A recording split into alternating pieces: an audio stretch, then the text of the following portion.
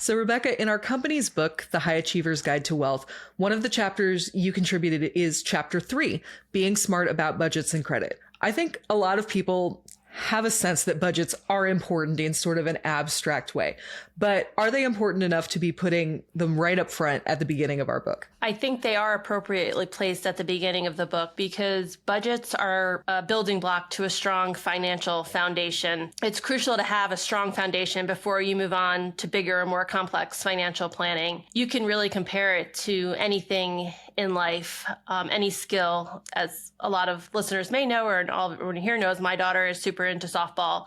So take it back to something like that. Like, you can't just start with like getting on the field and hitting, right? You have to spend countless hours on the tee.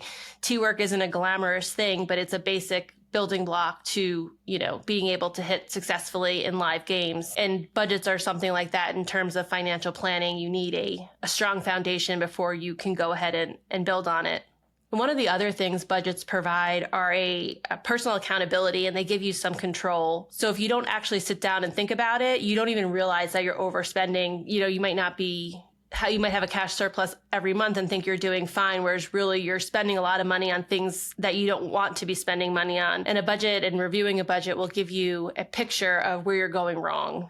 Budgeting gives you a plan to reach your long-term goals. Obviously, it doesn't guarantee that you're going to get them, but it gives you a plan so that you have a way to get there, and you know that there are steps that you need to be taken to accomplish that. That makes a lot of sense. So if someone has up till now done without a budget, or if they had a good enough budget, as you said, they know that they're taking in more than they spend and they're like, cool, but now they're getting further in their careers. They maybe have a more complicated life situation with a spouse or children, and they want to build something that works better for them as they've gone on. How do they get started with the budgeting exercise? Yeah, so budgeting, like everything, is going to look a little bit different for everyone because everyone's financial life looks a little bit different. You're going to see people that are budgeting really because they're struggling to make ends meet every month. And some people are doing it because they're just not reaching their goals. So it's kind of an ongoing give and take between spending and saving. So when you're sitting down to do it, if you start big picture, where are you?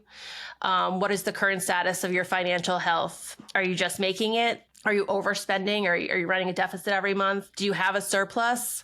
That will guide you into the next thing, right? And then it's, what are your financial goals in the short term and in the long term? You may have a very specific time sensitive goal, like something has to be paid, or, you're buying a house in 6 months and you need, additional cash.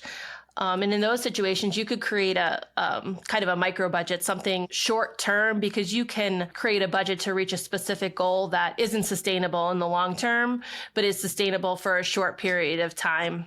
But overall, in the general budgets, you're going to take those questions and then kind of roadmap out from there. And then once you have your goals, short and long term, and the time frame for them, then you just need to sit back and kind of figure out a budgeting system that works best for you and one that you'll follow.